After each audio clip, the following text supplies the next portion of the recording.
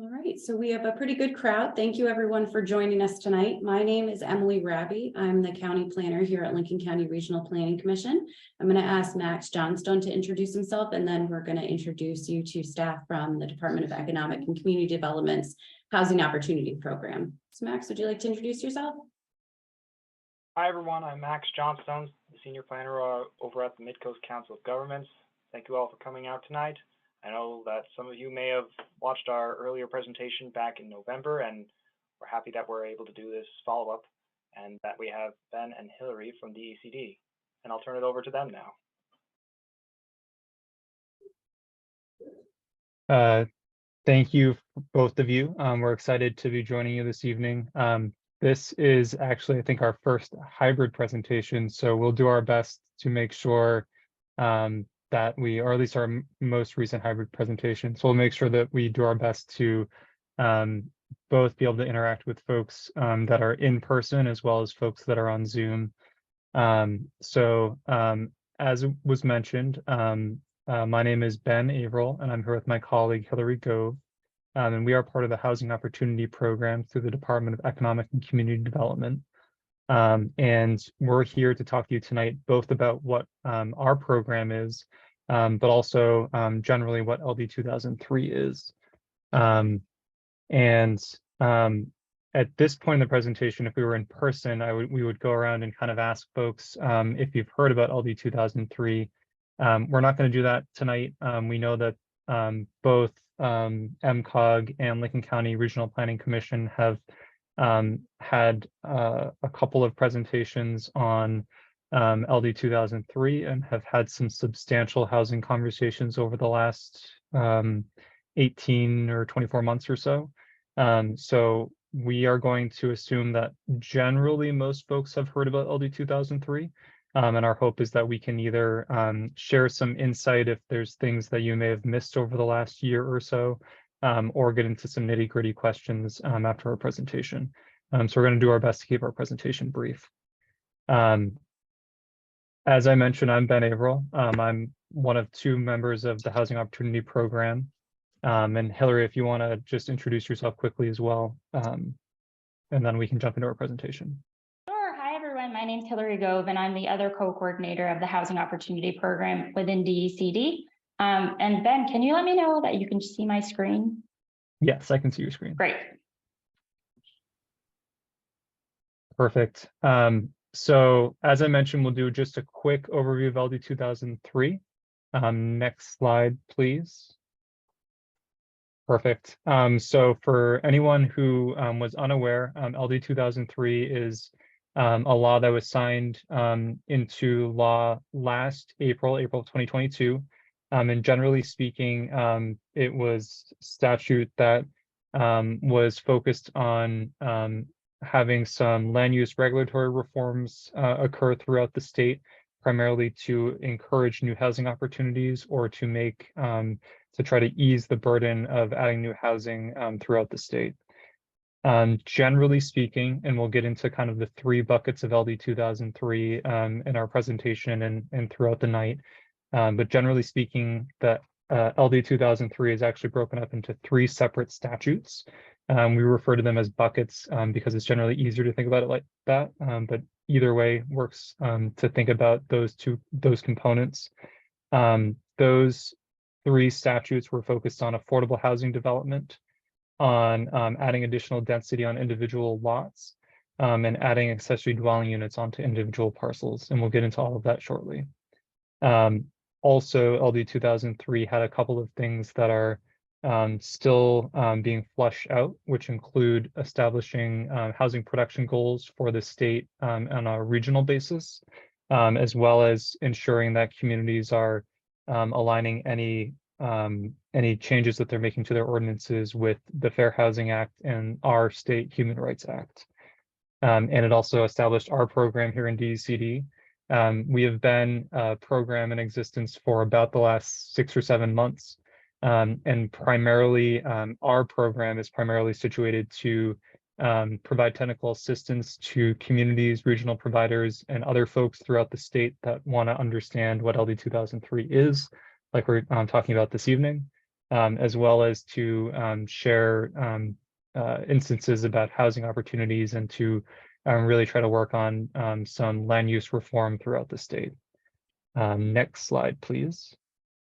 So jumping quickly into some of the statutes of LD 2003. The first statute is 30A MRS 4364, which focuses on affordable housing. This particular statute created a automatic density bonus for affordable housing developments. Those developments and that bonus would only be applicable in an area where it was a parcel that was within a area in a community that was a designated growth area or had other comparable components, like as similar to a designated growth area. A parcel that was in an area that was served by public water and sewer or a comparable system. And it needed to be, that density needs to be in areas where multifamily uses are allowed in particular zoning districts. All of those provisions are still applicable for shoreline zoning requirements and subdivision requirements, as well as capacity for a community to ensure that there is adequate water and wastewater capacity. If all of those things are met, then a developer or someone who is looking to create this affordable housing development has two components that they can receive as bonuses. One is that they would receive a density bonus where whatever the base density is, that they would be granted a density bonus of 2.5 times greater than that base density. And the second is a reduction in parking.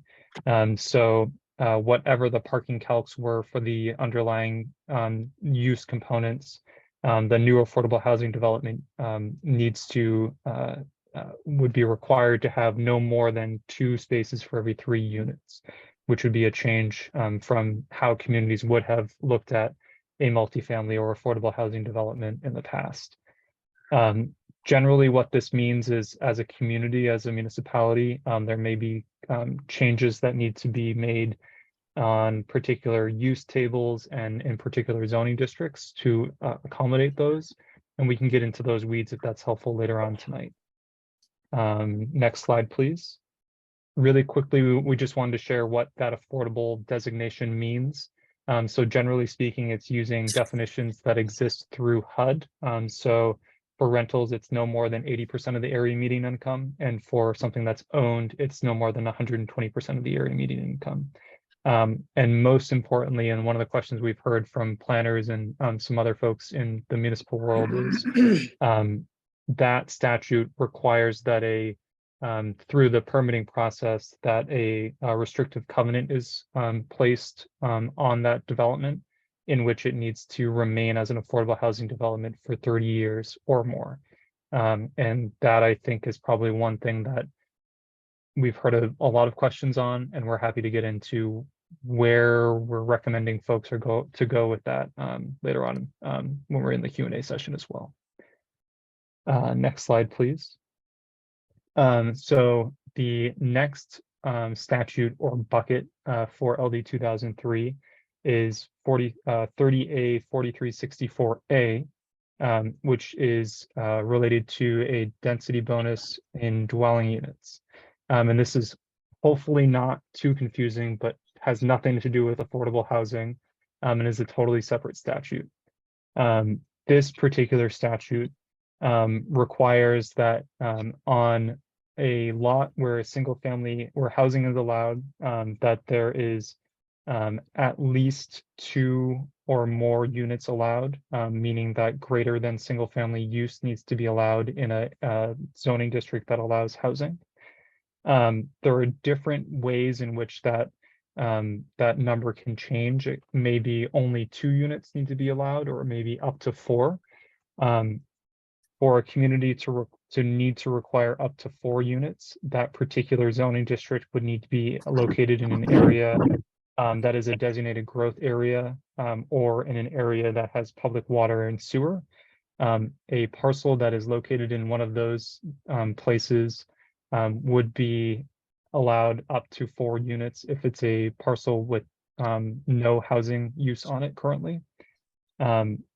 if a parcel does not meet those requirements, if it is not located in a designated growth area or does not have public water or sewer, then up to 2 units would need to be allowed. And on a slide that'll come up in a second, it's got a good graphic of how that could play out. The slide that you see in front of you has a graphic that talks about one of those provisions in which the additional units, so greater than that single family unit, need to have the same land area. So if you require 10,000 square feet for a single family home, you need to require 20,000 square feet for 2 units, 30,000 square feet for 3 units, and so on and so forth. This provision, if you are just looking at the words that are in statute, can be kind of confusing. I know Hilary and I have at the beginning when we were trying to understand what the statute meant, it was challenging to really get into the weeds of everything. What we've been trying to tell communities is this particular statute focuses both on primarily on the individual parcel level, so changing what a parcel owner can or could do with their property, but it also requires municipalities to potentially change district requirements to allow that parcel to have the potential greater density. Next slide, please. So in general, up to 2 units will be allowed, need to be allowed anywhere that housing is allowed. And that's if there is no dwelling unit on the lot. If there is a dwelling unit on the lot, then the potential for an additional 2 units that are either attached or detached or a combination could be added. However, if a parcel is located, as I mentioned, in the designated growth area or as public water or sewer, public water and sewer, excuse me, then that parcel could have up to 4 units. And if you click onto the next slide, please. So this has a good representation of how that could play out, whether it's a parcel without housing or a parcel that does have housing. And any of these graphics are part of a guidance document that we have on our website that we're happy to make sure that gets sent out to folks after this presentation. If you haven't taken a look at it already, it's a very useful tool. We will be updating it as things change related to LD 2003 to make sure it has relatively accurate components of guidance.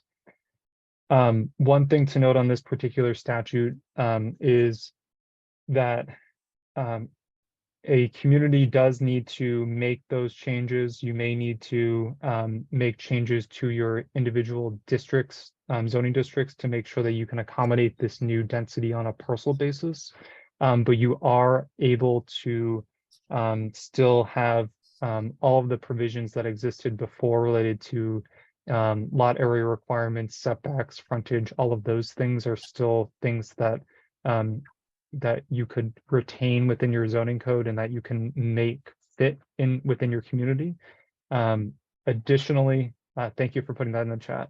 Additionally, all of these provisions within statute, within all 3 statutes, generally speaking, are still would still need to comply with subdivision and shoreline zoning requirements, as well as covenants and easements and other things. And we'll kind of repeat that throughout this conversation. Next slide, please. And I think I'll be turning it over. Oh, sorry, one more slide. So this is just one more visualization of how that added density could look. So if you have an existing single family home, you could have new density added either with attached units or detached units or a combination of both. And generally speaking, that would be up to 2 units if there is a single family home. Next slide, please. And with that, I'll turn it over to Hilary, and then both of us, when we end the presentation, will kind of wrap up with a Q&A session. Great. Thanks so much, Ben. So Ben spoke about the first 2 buckets, as we call it, but I'm going to speak about the 3rd bucket, which is the ADU section of LD 2003. And the statutory citation is 30A MRS section 4364-B. So this section covers ADUs, and generally speaking, accessory dwelling units, also known as ADUs, are allowed on a lot with a existing single-family dwelling in an area where housing is permitted. And generally speaking, the law allows one ADU to be placed on a lot with a single-family dwelling, but municipalities can always be more permissive and allow additional ADUs to be added to a lot. The ADU can be within the existing home, attached to it, or in a new structure. An ADU was exempt from zoning density requirements, but the setback requirements and other dimensional requirements for the single family home continue to apply unless the municipality decides to make additional changes to accommodate ADUs. A municipality cannot require additional parking for the addition of the ADU. The only parking requirements that are allowed are for the existing single family unit. ADUs must be at least 190 square feet in size. The law does allow for municipalities to set a maximum size, however, and municipalities may establish an application and permitting process for ADUs if they so choose. And Ben already alluded to this a little bit, but I think it's important to reiterate that easements, covenants, deed restrictions, and other types of agreements between private parties continue to apply to the addition of units onto a lot, or the addition of ADUs, or the affordable housing density bonus provisions. So those things continue to apply and may serve as a prohibition on adding additional units. Subdivision law also continues to apply, as well as shoreline zoning law. And finally, minimum lot size requirements under Title 12, Chapter 423A also still apply. So that's subsurface wastewater rules and the law associated with it. So we've been talking a lot about these buckets. And so this is sort of my sad diagram here to illustrate to communities about how certain parts of LD 2003 may apply to your municipality. So Ben and I like to think about it in these chunks. So for the first affordable housing density bonus section, this applies to municipalities with adopted density requirements and designated growth areas or public water and sewer. So if you can answer yes to those portions, then likely this section applies to your community and you want to think about how you might need to update your ordinances to fulfill this section of law. The second bucket is the up to 4 dwelling units bucket, and this applies to all municipalities, but the number of units allowed on a lot will depend on if a lot is within a designated growth area or if a lot has public water and sewer in a municipality without a comprehensive plan. And finally, the ADU section likely applies to all municipalities because likely you have single family homes that would be able to accommodate the addition of an ADU. I think the only sort of exception to that rule might be in the shoreline zone where additional units might not be allowed based on the size of the lot or other shoreline zoning requirements. So as far as action steps for communities, these are the basic things that we've been telling communities to ensure that they are at least thinking about the process as the implementation date starts to come. So the first is review our guidance document. I think that was shared in the chat, but we're happy to provide that document if you need to see it. I think it provides a really easy way of thinking about LD 2003. The next is review our LD 2003 rule, and that is also up on our website, and we're happy to share that after for folks that want to see it.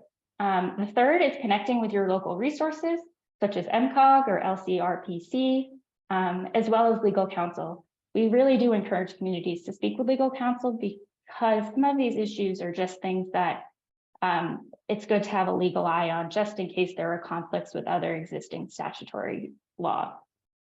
And finally, the last step would be to update or create ordinances as needed. We have been telling communities that if you have zoning or if you don't have zoning, LD 2003 still applies to you. It's just a question of how much work you may need to do to update your ordinances to comply with the law. And as I quickly mentioned just a minute ago, we did do rulemaking for two different rules. The first was for the LD 2003 specific rule, and the second was for the Housing Opportunity Program grants, which I'll talk about in a minute. And both rules were adopted in April. I do want to mention, and I also will get to this in a second, but if the legislature ends up making changes to LD 2003, Ben and I will likely have to reopen rulemaking to make adjustments as needed. But we'll certainly provide all the necessary notice and let communities know that we're opening the rule back up. But right now, the rule is finally adopted, and you can use it as a basis to start amending your ordinances. So we have two different grant programs that we are working on to provide funding to service providers and municipalities to support with LD 2003 compliance. So this is supporting with ordinance development, technical assistance to encourage participation in the process of LD 2003 compliance, technical assistance to support the creation of housing development plans or policy amendments to support those plans, and finally, community housing implementation service grants. So we have submitted our service provider grant application to the Division of Procurement Services, which is the entity within state government that controls the requests for application and requests for proposal process. We are currently sort of in the back and forth with them to amend our request for applications. And as soon as they okay it, then we can send it out to service providers that might be interested and sort of start that process. But we have to get the green light from them before we can do that. And I also did want to mention that the legislature has appropriated funding to DECD to help municipalities with the costs associated with LD 2003. Ben and I are currently working on a plan for how we will get the funding out to communities and how much funding we have to give out to communities, but more information will be available later this month. And finally, we've been receiving a lot of questions about sort of all of this legislation that has been coming up that is looking to amend LD 2003. And I think last time I checked, there were at least 6 or 7, and I think I captured most, if not all, on this chart. I just wanted to point out maybe 2 that I think are maybe the most important, and then the rest, you can see sort of how the Housing Committee voted. But before I jump into that, I did want to mention that Ben and I still don't know when the full legislative body will take up these bills. So right now, I know that they've been reported out, but there has yet to be a vote to sort of see if they're going to the governor or not for signature. So the first one I wanted to mention is LD 1706. And essentially this one would amend the deadline. And also it proposes to add some revisions for clarity. So the Housing Committee voted and there was a split vote.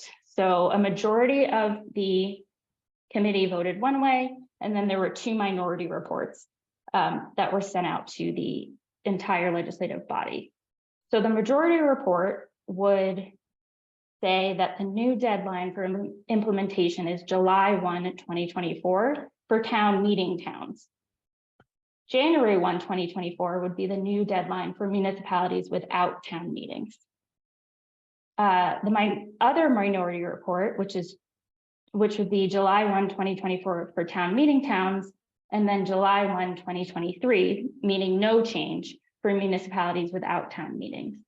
And then the second minority report would amend the legislation to say that the new effective date for municipal compliance would be July 1, 2025. And then the second LD I did want to mention was 214, which would exclude towns with populations less than or equal to 10,000. And the majority of the legislative members on the Housing Committee voted ought not to pass, and the majority voted ought to pass with an amendment.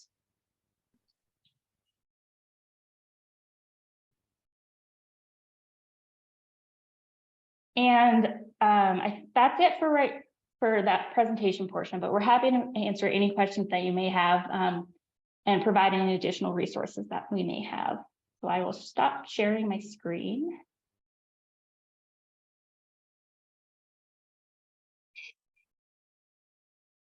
Thank you, Ben and Hillary. We really appreciate your presentation. Are there questions either on Zoom or for those that are attending in person?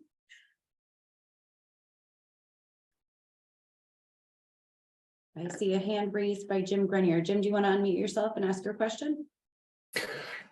Yeah, regarding LD 665, do we have an update on that one?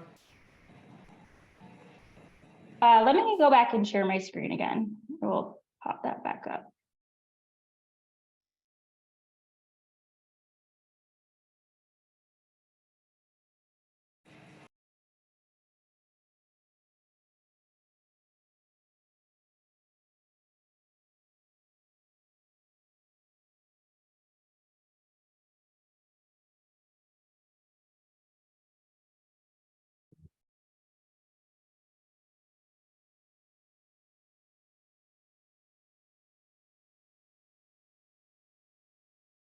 Okay, so for LD 665, the majority of it looks like the majority voted ought not to pass, but essentially it would extend the deadline to July 1, 2025. Essentially, the minority report for LD 1706 requests the same extension date. So if it's my understanding that basically 665 was sort of absorbed into the minority report of LD 1706. Okay, I understand now. So does it look like they're going to extend the deadline or not? I don't think we know yet. So the full legislature still has to vote. And I am not sure which direction they are heading in for that. Okay, thanks. But we do hope to have more information in the very near future. The legislative session as of right now is set to end within the next 2 weeks. So we would expect that there would be some action on that at some point soon. Thank you. We have hands raised from Steve Page, followed by Nate House. Steve, would you like to unmute yourself and ask your question? Yes, we're in a town with no, I'm a selectman in the town of Bremen. And thank you for this session. It's very helpful as we learn to go ahead with this. We're in a town with no public water or public sewer. And I'm assuming that additional dwelling units will require proof of adequate water supply and septic systems. I would wager that 99% of the residents in this town don't have capacity for additional dwelling units in their septic systems. Is the state providing guidance for small towns that are going to be looking at requests to add additional dwelling units onto existing wells and septic systems? We did breeze past some of the technical components of how all of the ordinances would work for a code enforcement officer or someone who, a planning board member, someone who reviews the actual permits or changes to permits from LD 2003. All of the, generally speaking, all of the things that exist for your permitting processes as of right now stay the same. So in either of the 3 buckets, a capacity is still, for additional dwelling units, that capacity would still need to be certified in whatever manner a community uses to certify that, whether that's strictly through the code enforcement officer or whether that's through the planning board or some other process. So generally speaking, yes, someone who is looking to add an additional dwelling unit would need to ensure that they had that adequate service to add that additional dwelling unit. The one, it's a little bit funkier with the accessory dwelling unit. There still needs to be adequate water or wastewater capacity but there are some provisions of lot area requirements that are not applicable.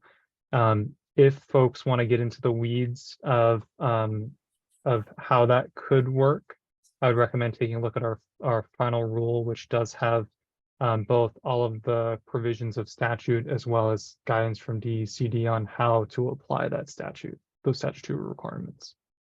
Okay, thank you very much.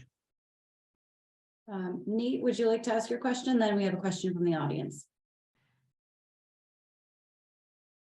Yeah, my question goes towards the up to 4 dwelling units and lot area size. And I just want to make sure I'm understanding that the town can set a minimum lot size, and that the lot that is requesting the additional dwelling units, if in the growth area or with septic and such, still needs to meet those minimum lot sizes. I believe the example used 10,000 square feet, and then it said 2 units for 20,000 and 3 units for 30,000, and that's just what it indicates to me in the visual. Another understanding might be if you have one lot that's 10,000, you could put 4 additional units on it, but I'd just like some clarification there if there is some there. Sure. So- As mentioned, that is definitely one of the trickier provisions of the 3 statutes to really grapple what it means for a parcel versus what it means for the zoning district for a community. But yes, the lot area requirements, frontage requirements, those things are still applicable. In your example, if someone had if a community required 10,000 square feet for each dwelling unit, you would need to have 10,000 square feet for that first dwelling unit, 20,000 square feet to add the second, and so on and so forth. A community can certainly be more permissive, so you could add, you could shorten that requirement or allow multiple dwellings on a lot that don't meet those requirements. But statute requires that 10,000 square foot limit stay the same. And Hillary, feel free to add anything if I missed it. And that 10,000 square foot limit is just an example, and that number is set by the town, correct? Exactly. Minimum lot size requirements are set by the town, and different zoning districts in your community could have different minimum lot size requirements depending on what your town decides. But yes, that 10,000 is simply an example to illustrate sort of the equal proportion per unit. Okay, thank you. Great. So we're gonna take a question from the in-person audience, and then we'll go back to those with your hands raised by Zoom. My name's Smith Klein, I'm selectman in Southport. Just trying to get clarification that anything in the shoreland zone is not impacted by this directly, is that correct? I wouldn't put it like that. I would say Where would that you put it? I would put it that generally speaking, LD 2003 applies to lots. However, if a lot is in a shoreland zone, it might impact the development that can occur on that lot. But it really sort of depends on what a municipality shoreland zone ordinance says. So it's not that anything in the shoreland zone is exempt, but shoreland zone could apply to restrict development. So that could potentially restrict the additional housing units depending upon what the current wording of our statutes are. Is that correct? Correct. And it might take me a minute to find the link, and I'm happy to put it in the chat, but I think that the shoreland zoning folks at the at DEP do a really nice job of explaining, providing an example of how this might work. And I'm happy to put that into the chat when I get a minute. That would be great. Thank you, Hillary. So I see a couple hands raised. I think Jim was first, followed by Walt, and then Jennifer Geiger. So Jim, can you unmute yourself and ask your question? Yeah, thank you.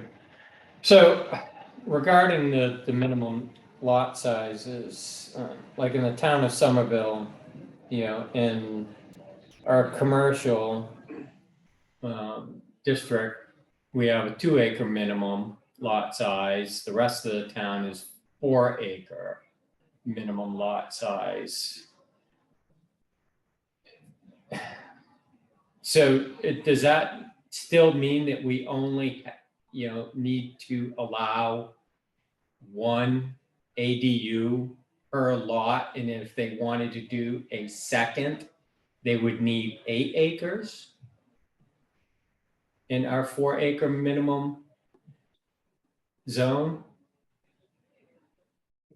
That's a great question. And one thing that I think we breezed over is there is a difference between the accessory dwelling unit and the principal dwelling unit, both in the some of the ways that communities may already define an accessory dwelling unit if there's something that exists in local ordinance, but also in relation to state statute. So the accessory dwelling unit is under state statute would not have to comply with that minimum lot size requirement. So a parcel owner, a landowner, would be able to place a ADU on their property, even if they do not have the additional land area to be able to place a principal dwelling unit on their property. That being said, the first part of your question related to the specific acreage requirements, a community is still able to determine whatever acreage requirement makes sense within individual zoning districts for the minimum lot size. And that would still be applicable if a new principal dwelling was being added, whether it was utilizing the changes required in statute, or whether it was utilizing just general development purposes for adding a new principal structure on a lot. Hopefully that's not too confusing. There is, I think if you look at our guidance document, there are a couple of pages 11 and 12 talk primarily about how the new principal dwelling could look when it's added to the parcel. But I think it's page 14, if I'm thinking of the right number. Relatively right around that same area, there's some additional information related to ADUs as well. And certainly take a look at our guidance document if you're a visual person like me to be able to see those things.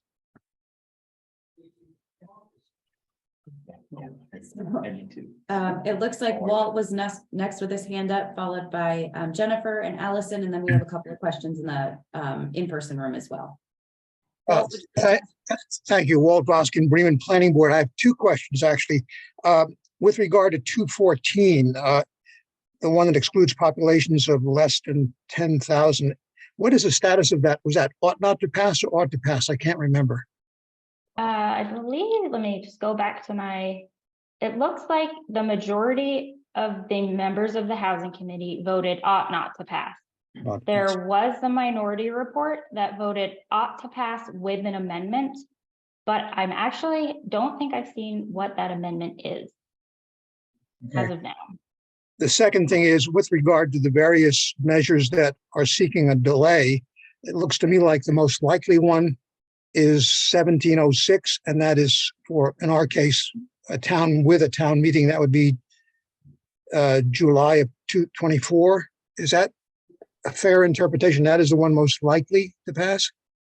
I can't speak to what's most likely, but that is the majority report out of the Housing Committee. But there are 2 minority reports as well. But you are correct that the majority report for towns with town meetings would be July 1, 2024, which would extend the date 1 extra year. But that is the most viable of the various measures to delay this process. Is that correct? I guess I don't know what you mean by viable, but well, I mean, that is what the majority of the members of the Housing Committee are bringing to the entire body. Fair enough. Not sure what's going to stick. That answers my question. Thank you very much. Great, thank you, Walt. So Jennifer Geiger, I saw your hand up earlier. Would you like to ask your question? Yes, thank you. I'm with the Rousick Planning Board. And my question is regarding accessory dwelling units and the that we may stipulate that an accessory dwelling unit will comply with all setback and dimensional requirements with the exception of lot size. I wanted to confirm that this would apply to both our town zoning ordinance and subdivision ordinances within the town. I was making notes, you valid and enforceable easements, covenants, deed restrictions still apply. Does that include subdivision ordinances?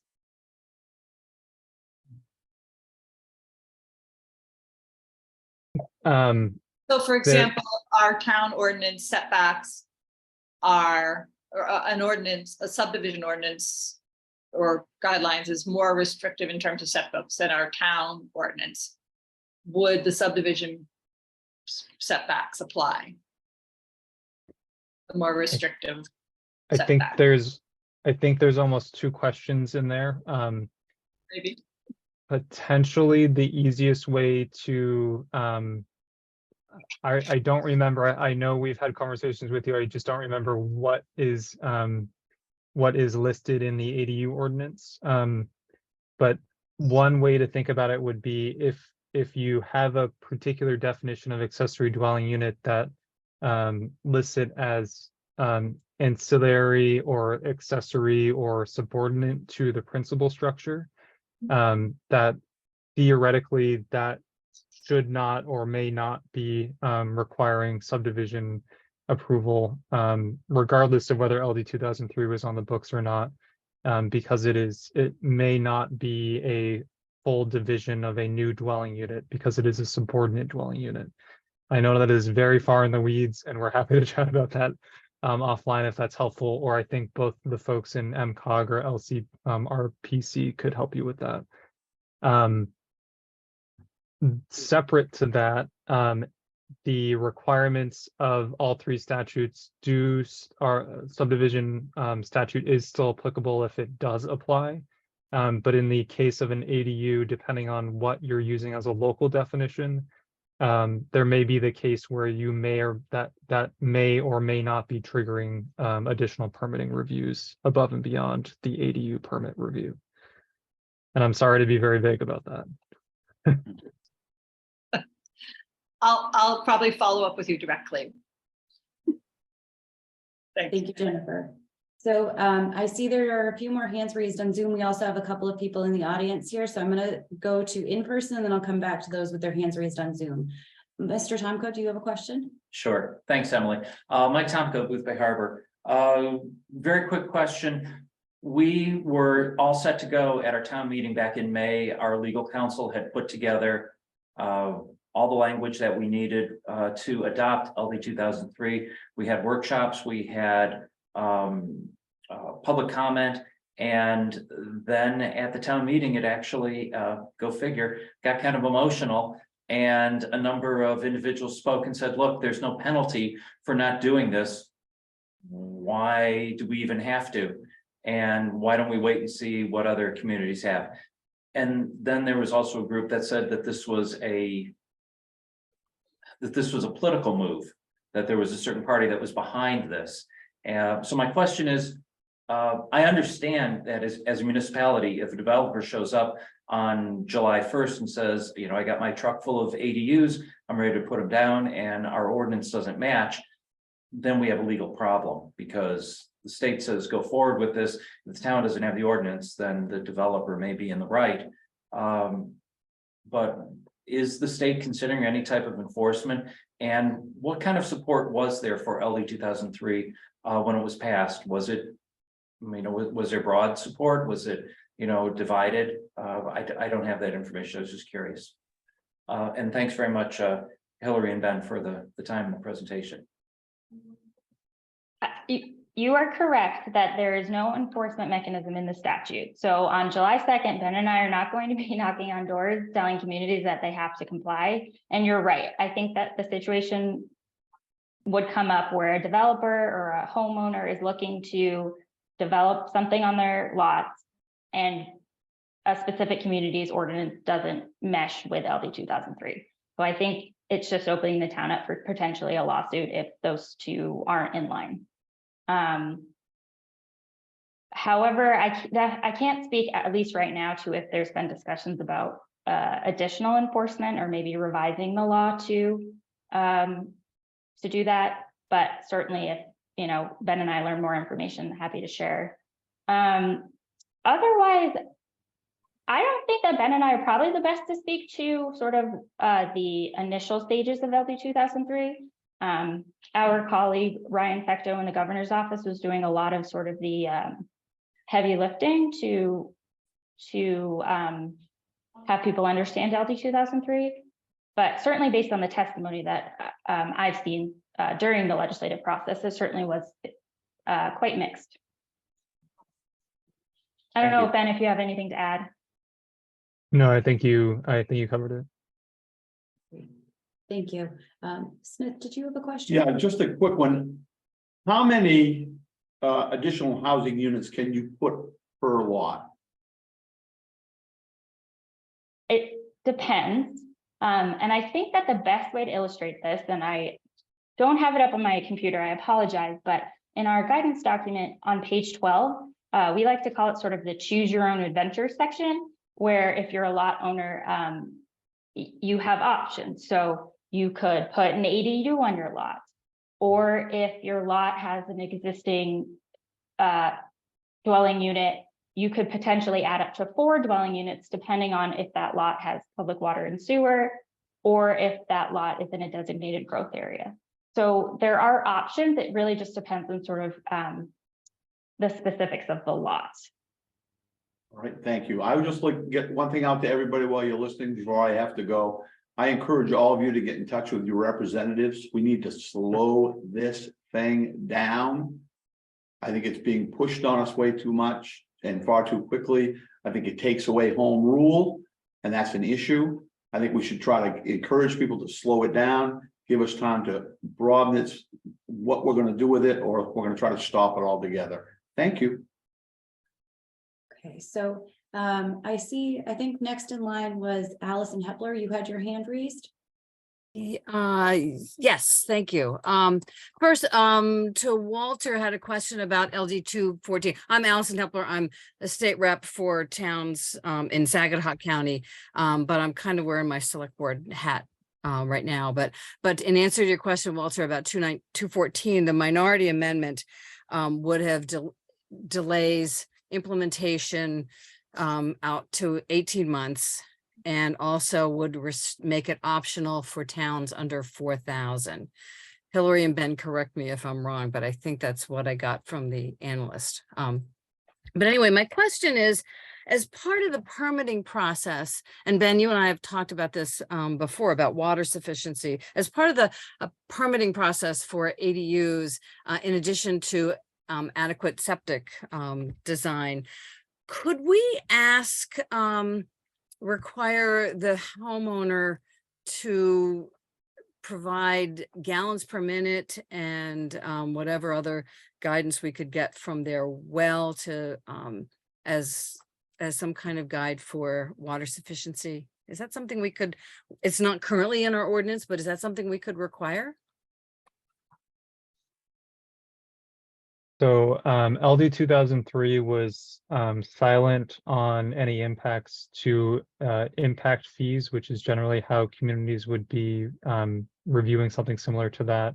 As you mentioned, there is the requirement that adequate wastewater is reviewed similar to the process that was involved before LD 2003.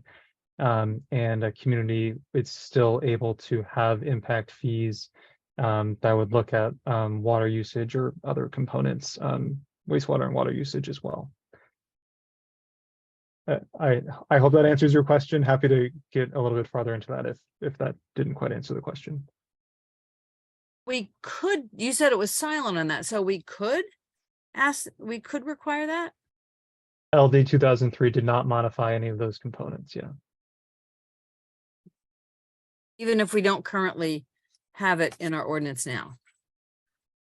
I would definitely recommend having someone, whether it's the regional planning agency or an attorney or someone else, review how that process may work, and then determine, just try to understand what that means and what the changes would be for you as a community if you were trying to add impact fees that you don't currently have. Okay. I guess I was just thinking about that in terms of, I know there are towns in our area that are currently doing water studies sort of their aquifer and whatnot. And so I was thinking about this as like, until we get that data. So, okay, but that's really helpful. Thank you.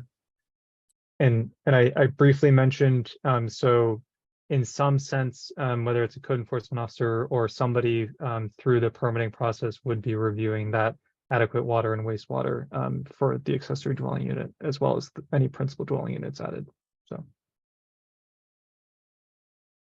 Great. Thank you for your question, Allison. Rebecca, I believe you're next with your question. Would you like to unmute yourself and go ahead?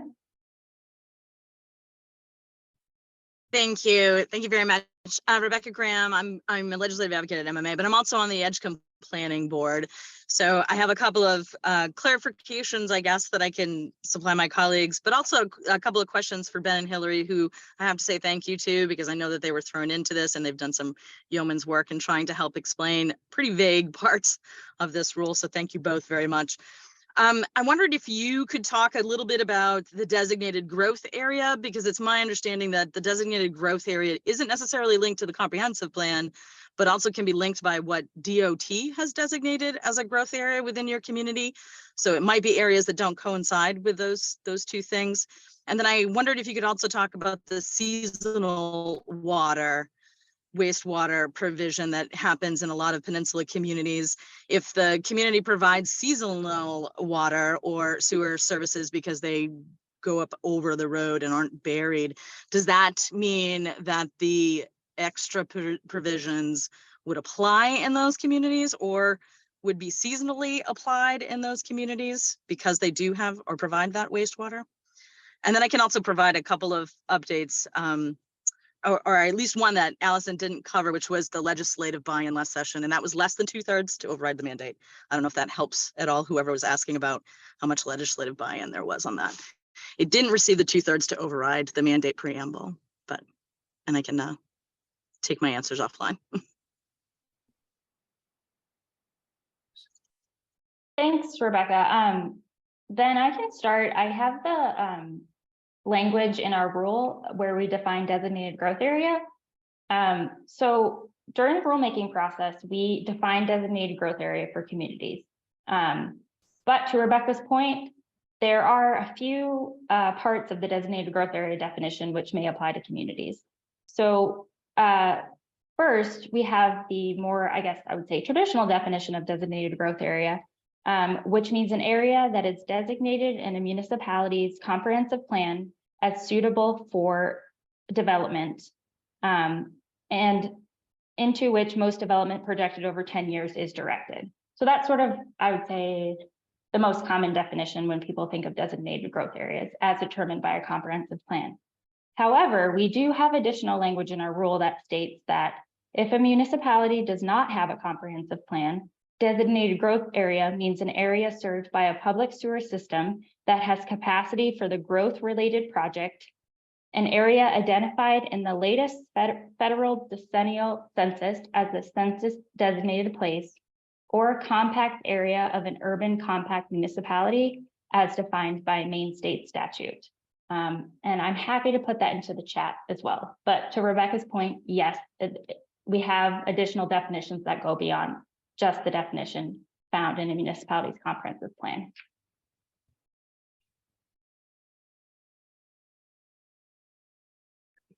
Thank you for that, Hilary. I see iPad has a hand raised. Can you unmute yourself and go ahead and ask your question?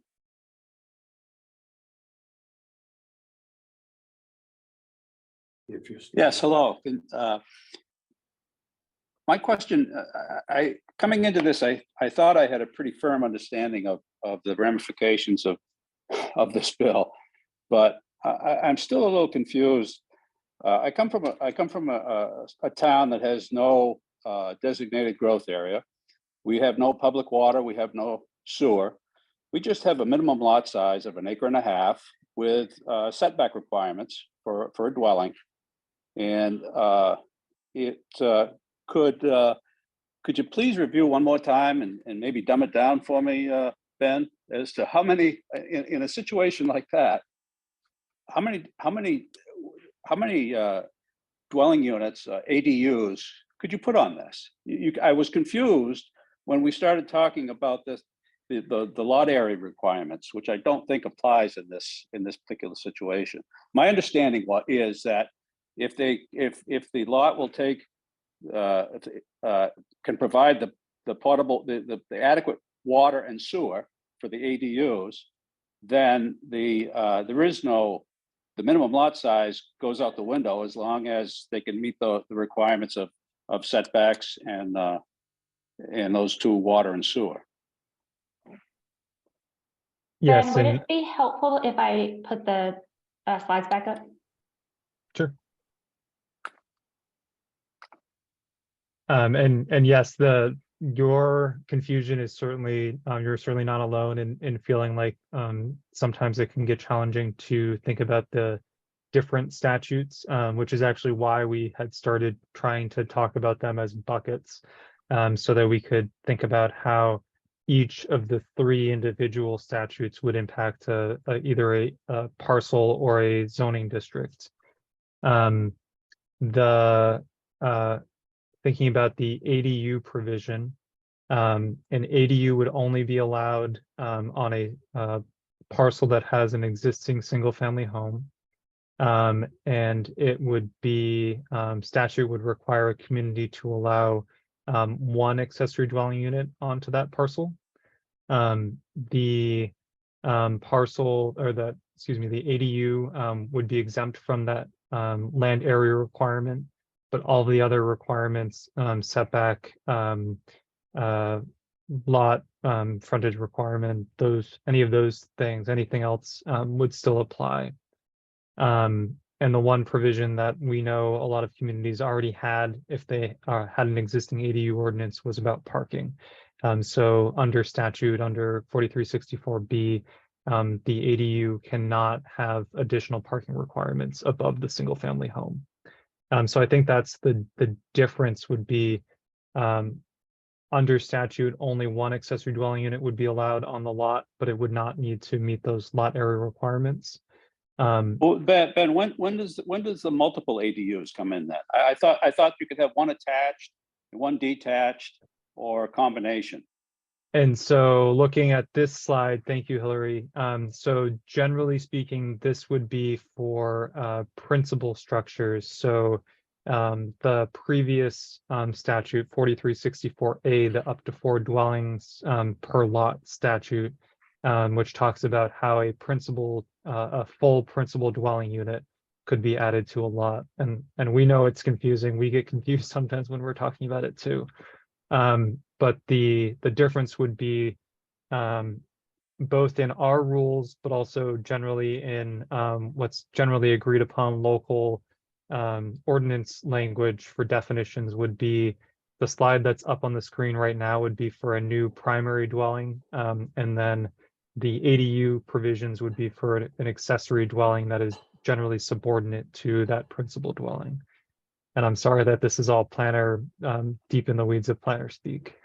Yeah, you've lost me. I don't want to hold this up and be that guy, but I'm looking at the slide and I'm seeing a little blue house that looks to me like the house that's already on the lot. And somebody comes and says, "Hey, I'm going to put an apartment in my basement. It's going to be an ADU, and I'm going to build another ADU out back. So I can put 2 in."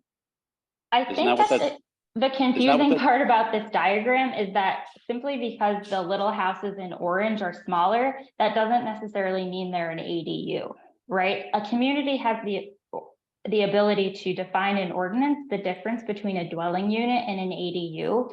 And I think oftentimes the ADU would come with a maximum size and obviously the statutory minimum size. So I think that's where the confusion is coming from, because this diagram isn't size accurate. But I mean, the language of the ordinance, of the statute 3464A, it talks about having one attached and one detached, or a combination of the two. So in that situation, I think, and we didn't use this language in rule because it's not in statute, but I think in that situation, it's referring to maybe a duplex. No, Or- it's talking about ADUs. That's my understanding. That specific section of law doesn't discuss ADUs. That there's a different statute that discusses ADUs separate from Okay. that law. But happy to chat offline more about this if you have additional questions. Yeah, I don't want to hold things up, but this, I mean, we've been looking at this in town since last summer. And you know, we've made some adjustments to our ordinances, and I don't know, looking at this and hearing what you're saying, I don't know if we've got it right, even though we had our attorney, you know, look at everything. I'm hearing different things now, so. We're happy to chat offline. Yeah. I think we And- need to. Yeah. Thank you. Thank you. And that, sorry, I just go think that ahead. goes for any community. We're happy to dive into this more. Sometimes it's a lot easier for us to look at someone's ordinance, have an in-depth discussion, and instead of us talking sort of in these generalizations, which I think can get very confusing. Great, thank you for that offer, Hillary and Ben. So we kind of glossed over Rebecca's second part of her question about seasonal water. So if there is, you know, especially I know in Lincoln County, we have a few towns that have seasonal water that the lines are, you know, on the road. And so they get pulled back in, you know, October before the ground freezes. So with municipal water that's seasonal, does that trigger, you know, the 4 units, or does it need to be provided year round in order to be considered eligible as having that sewer and water that would give you the additional dwelling units above 2? So we did not define that in rule, but generally speaking, we would be, because we did not define it, it would fall back on whatever process is utilized currently for a code enforcement officer or a planning board member or a planning board or whoever is making that determination of adequate water and sewer, water and wastewater.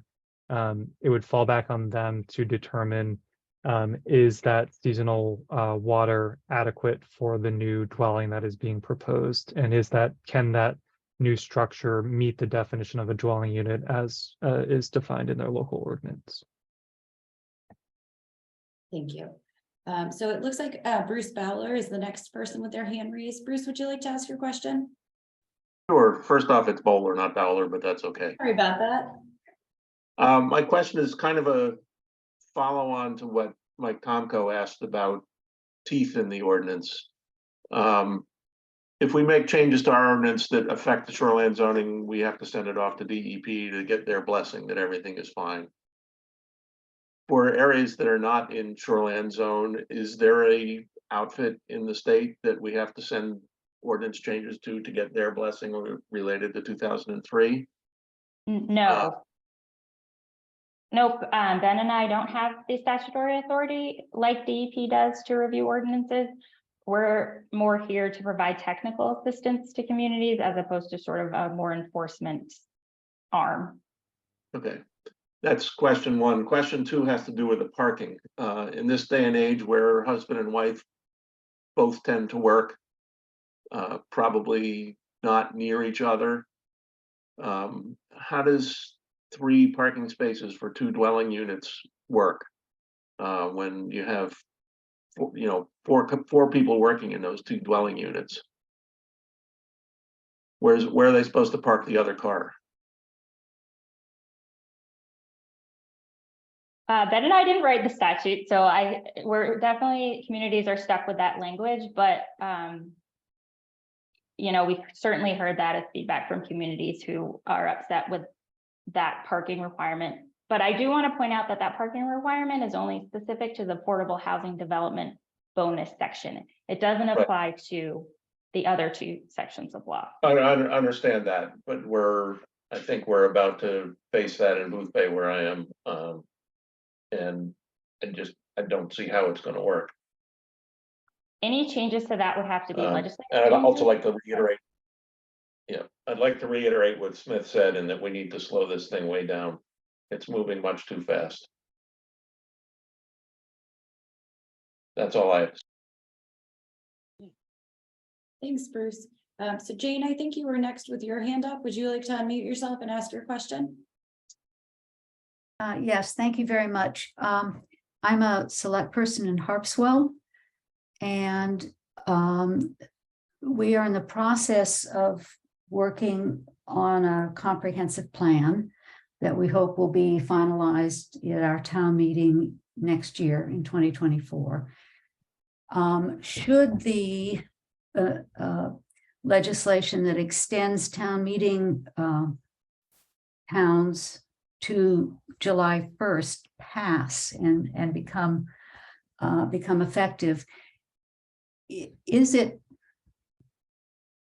at all possible? Oh, let me say one other thing. Part of our planning has to do with the carrying capacity of Harpswell, as there are more properties being developed.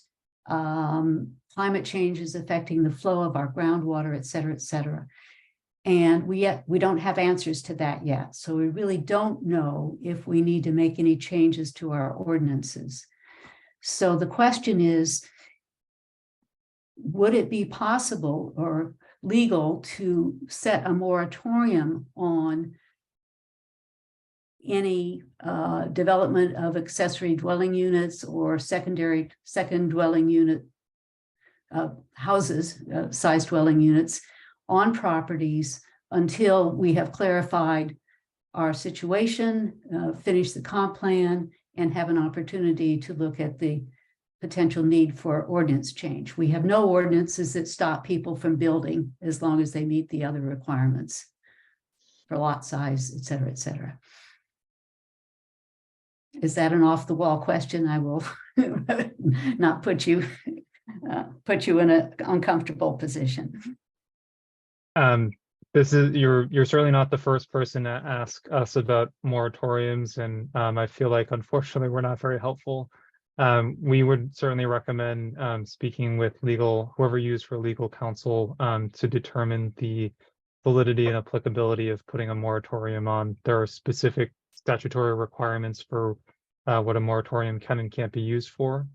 But I will use the mic to plug certainly moving forward with making ordinance amendment changes as you move forward. And I think you're in a great position if you are going through the comp plan process right now to really kind of think about that housing component of the comp plan and try to understand where your designated growth area is if you have one, and try to understand what makes sense for you as a community as you're thinking about increased housing opportunities. But we're sorry that we can't give you better guidance for moratorium components, but that definitely is a very legal specific provision. I understand that, but there is no prohibition if we find the legal counsel says we can do it in any of the statutes related to 2003. There's nothing prohibiting towns from putting a stop if we can, with legal counsel, find that it's acceptable under the other statutes. I would confirm with whoever you use for legal services. Generally speaking, moratoriums could not be used to not adopt a local ordinance, but they could be used for, as you were mentioning, something that was essentially a hardship on your community. We would certainly encourage you to continue to move forward with ordinance development and ordinance adoption related to LD 2003, and then chat with legal counsel about whether utilizing a moratoria on any of those provisions would be possible or not. Thank you. Thank you very, very much. Great. Thank you for your question, Jane. Are there any other questions this evening?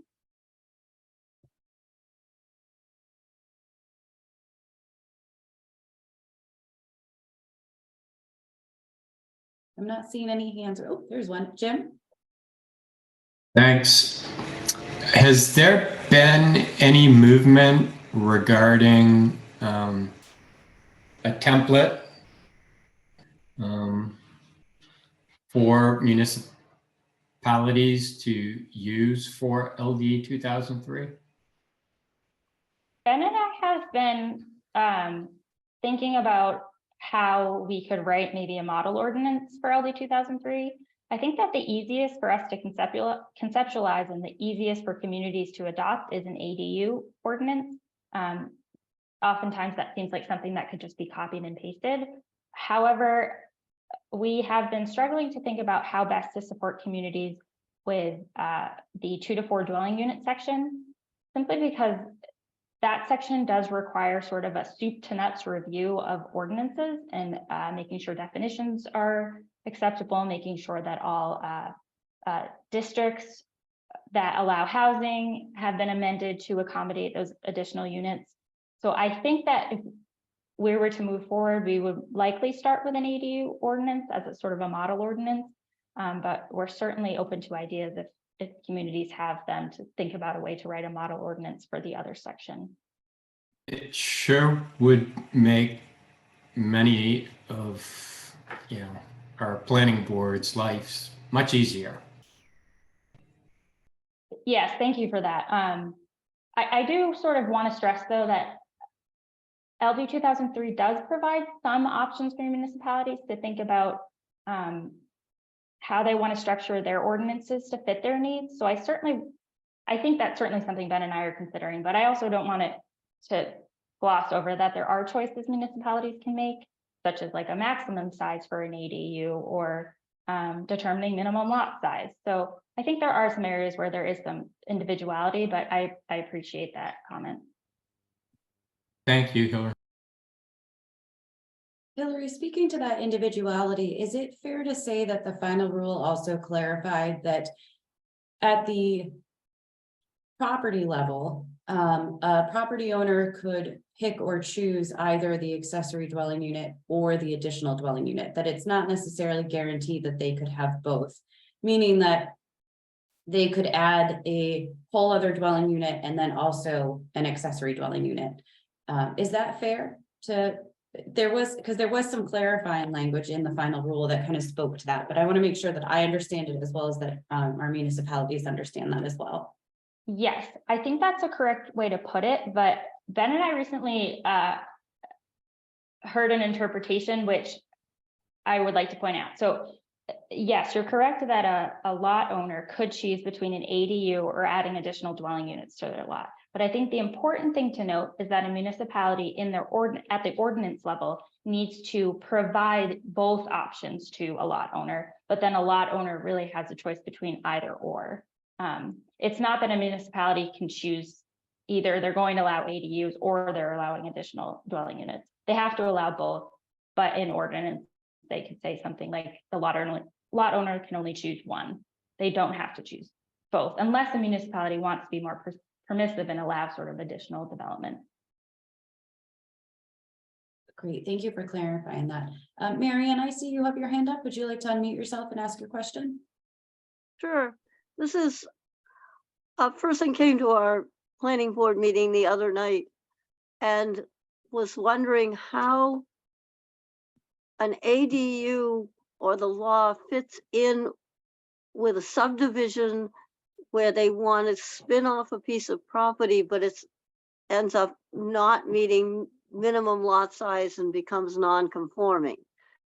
And they're wondering if somehow, basically, this new law would let them build another house and under the stipulation of an ADU.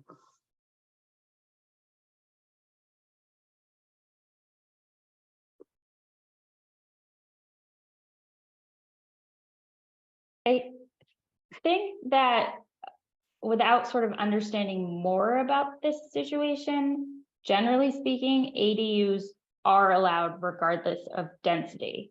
However, subdivision law could apply, since you said it was a subdivision, which could potentially have the effect of not allowing the ADU. But I guess without knowing more specifics, I hesitate to give you a firm answer. Yeah, I understand, but it was just they're trying to figure out how to make dividing a lot work or not dividing it and putting an ADU on it for the second house. Mhm. Well, generally speaking, for the ADU provision, if there's a single family unit and they want to add an ADU, subdivision law wouldn't apply, just because it wouldn't be enough units on the lot to trigger subdivision. Okay, it's in a subdivision already. The lot in question is in a subdivision. Yeah, and there, it's generally speaking, that may be something that individual parcel owner may be able to do. If there are existing covenants or easements that require different approvals or disallow that, then those would still be applicable. And generally speaking, we are encouraging communities to try to understand what they have for local ordinances for any review of subdivision amendments, because there may or may not be particular definitions that may or may not trigger review of that approved subdivision for that accessory dwelling unit addition. Certainly, that is something that, as a permanent process is established for accessory dwelling units, that communities may need to either adopt or amend if they have a permitting process for ADUs already, as they look at ADUs that may be added into subdivisions.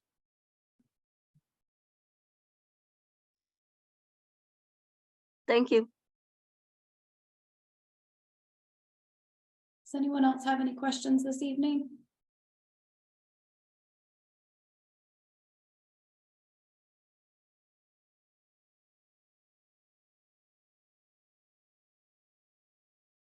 Well, if there's no other questions, I just want to say thank you again to Hilary and Ben for attending tonight. Max and I both really appreciate it. We've recorded this workshop, so Max and I will be putting it on our website, sending it out to all of you. We'll also send out the slide deck that Hilary and Ben went through tonight, the guidance document, as well as the DEP guidance that Hilary shared in the chat. And if Hilary and Ben are okay with it, we can also provide their contact information. So if you have very specific questions or have follow-up questions and want to have a conversation, you can feel free to do so. I can attest that I've asked a number of questions of them and they are very responsive. So I'm very appreciative to both of them for tonight, as well as any future assistance. Thanks so much for organizing. This is great. But I did pop our contact information into the chat. So if people have more specific questions, please reach out. Yeah, thank you for hosting us. Well, thank you again, everyone. And like I said, Max and I will be sending out these materials shortly, so you'll have them. Have a great evening.